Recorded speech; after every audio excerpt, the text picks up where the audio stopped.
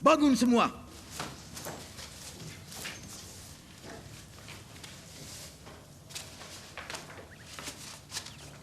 Hari ini adalah hari ulang tahun Raja Fir'aun.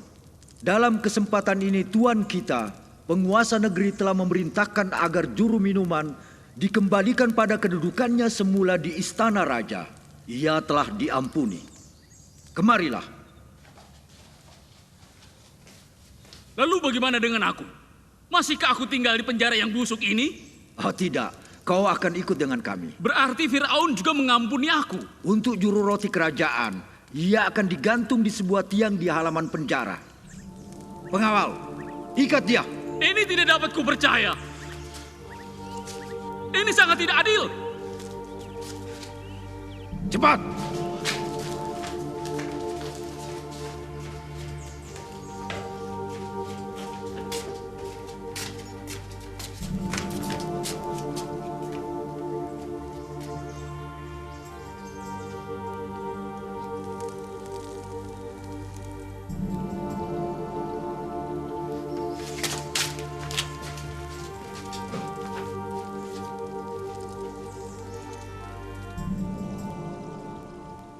Hai juru minuman, beri aku minuman.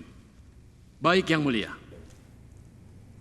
Dan untuk para penasihat kerajaan, karena kalian tidak bisa menafsirkan mimpiku, aku akan memanggil seseorang yang bisa melakukannya. Silahkan yang mulia.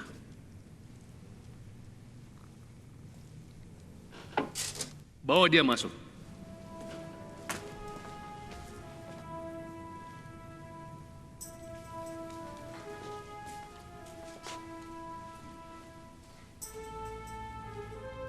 Benarkah ini orang yang kau ceritakan padaku itu? Pria yang dapat menafsirkan mimpimu dengan tepat? Benar yang mulia. Dialah orangnya. Artikanlah mimpiku yang menyebalkan ini. Sebagaimana kau menafsirkan mimpi juru minum dan juru roti kerajaan. Itu benar tuanku. Tapi bukan aku orangnya. Aku bukan penafsir mimpi dengan kemampuanku sendiri. Bukan aku. Tapi Allahku yang melakukannya melalui diriku.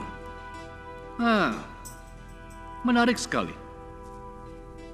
Aku sadar akan ada hukuman jika aku salah menafsirkannya. Terlebih lagi pada saat ini aku sedang berada di hadapan Tuanku dan menafsirkan mimpi Tuanku. Demi Dewa Matahari yang telah memanggilku, aku berdiri di tepi sungai Nil dan tiba-tiba keluar dari sungai itu 7 ekor sapi yang gemuk dan indah, lalu memakan rumput di tepi sungai itu. Kemudian ada juga 7 ekor sapi yang lain, yang buruk dan kurus badannya keluar dari dalam sungai Nil itu. Ketujuh sapi yang buruk dan kurus badannya itu memakan ketujuh ekor sapi yang indah dan lebih gemuk itu. Lalu aku pun terbangun. Setelah itu aku tertidur lagi dan ada mimpi yang kedua. Aku lihat ada satu tangkai 7 bulir gandum yang berisi dan baik. Tetapi kemudian muncullah 7 bulir gandum yang kurus dan kering oleh angin timur, dan bulir yang kurus dan kering itu menelan habis ke-7 bulir yang baik dan berisi tadi. Lalu aku pun terbangun dari mimpiku.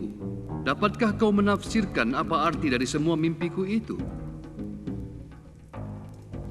Yusuf, tafsirkanlah mimpi ini kepada Raja Fir'aun. Yang mulia Raja Fir'aun, aku tidak bisa menafsirkan mimpi itu. Hanya Allahku yang dapat memberikan arti yang tepat dari mimpi-mimpi Tuanku. Dapatkah kau memberitahu aku apa arti dari kedua mimpiku itu? Arti kedua mimpi itu adalah sama yang mulia. Allah telah memberitahukan yang mulia tentang apa yang akan terjadi. Ketujuh ekor sapi yang gemuk dan ketujuh bulir gandum yang baik itu artinya akan datang 7 tahun masa kelimpahan di Mesir. Kedua mimpi itu memiliki arti yang sama. Ketujuh ekor sapi yang kurus badannya dan ketujuh bulir gandum yang kering oleh angin timur, itu artinya 7 tahun masa kelaparan yang sangat hebat yang datang setelah 7 tahun masa kelimpahan tadi. Allah yang Maha Agung dan Tinggi telah memperlihatkan kepada Tuhan apa yang Dia lakukan. Akan datang 7 tahun kelimpahan di seluruh tanah Mesir ini, dan kemudian akan datang 7 tahun kelaparan yang hebat. Dan akhirnya, seluruh kelimpahan Mesir akan dilupakan. Karena masa 7 tahun kelaparan itu akan segera mengkurus keringkan negeri ini sampai habis. Mengapa kedua mimpiku itu sama? Akankah hal itu terjadi selama 14 tahun? Sesungguhnya, kedua arti mimpi itu sama. Kalau begitu, apa yang Allahmu ingin aku lakukan? Sebaiknya Yang Mulia mencari seseorang yang berhikmat dan bijaksana, lalu mengangkatnya untuk berkuasa di tanah Mesir, untuk mengumpulkan 1/5 dari seluruh hasil 7 tahun yang penuh dengan masa kelimpahan itu. Pengawal, bawalah Yusuf. Bagaimana menurut kalian, para penasehatku? Yang Mulia Firaun, menurutku jangan dengarkan anak itu. Aku tidak akan mendengarkan dia. Karena takkan pernah terjadi kelaparan di negeri ini. Itu tidak mungkin terjadi. Mustahil Sungai Nil menjadi kering. Benar, Sungai Nil tidak akan kering. Sama seperti matahari yang tidak akan berhenti bersinar, Sungai Nil akan terus mengalir. Semua tanaman dapat dialiri air Sungai Nil. Jadi sangat mustahil akan ada kekeringan yang panjang. Tuanku, aku setuju dengan pendapatnya. Lihatlah betapa tenangnya dia menjawab pertanyaanku. Dia tidak berlebih-lebihan saat bicara. Juga tidak mencoba merangkai kata-kata indah untuk menutupi hal-hal yang buruk. Dia berbicara dengan lemah lembut dan rendah hati dan selalu memuji Allah penciptanya. Dia pria yang sangat bijaksana. Dia tahu bagaimana menundukkan kepalanya di hadapan para petinggi kerajaan. Dia orang yang pantas diberi kuasa karena ia akan selalu bertindak bijaksana. Dan kemudian mengembalikan semuanya padaku seperti apa adanya. Yang Mulia, apa keuntungan yang bisa Tuan peroleh dari orang asing ini? Dia tahanan, orang miskin. Apa untungnya, Tuanku? Aku beritahu pada kalian, aku mengenal betul siapa Yusuf. Anak muda ini telah memberiku pemikiran yang tidak bisa aku tolak. Pada akhir tahun ke-7, semua lumbung-lumbungku akan terisi penuh.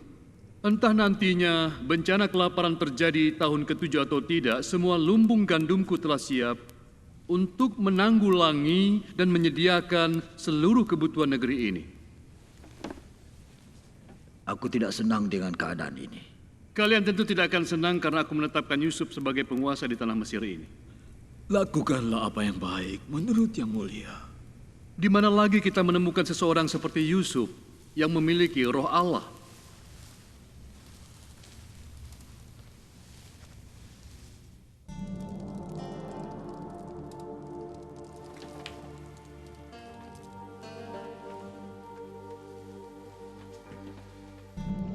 Karena Allah telah memberitahukan segalanya padamu, dan tak seorang pun yang begitu berhikmat dan bijaksana sepertimu, maka kau akan menjadi penguasa di tanah Mesir, dan semua perkataanmu akan dipatuhi oleh seluruh rakyatku. Dan tidak seorang pun yang lebih tinggi daripadamu kecuali aku, pemilik tahta kerajaan Mesir ini. Sekarang aku akan menetapkanmu menjadi penguasa atas tanah Mesir. Bangunlah Yusuf, mendekatlah padaku.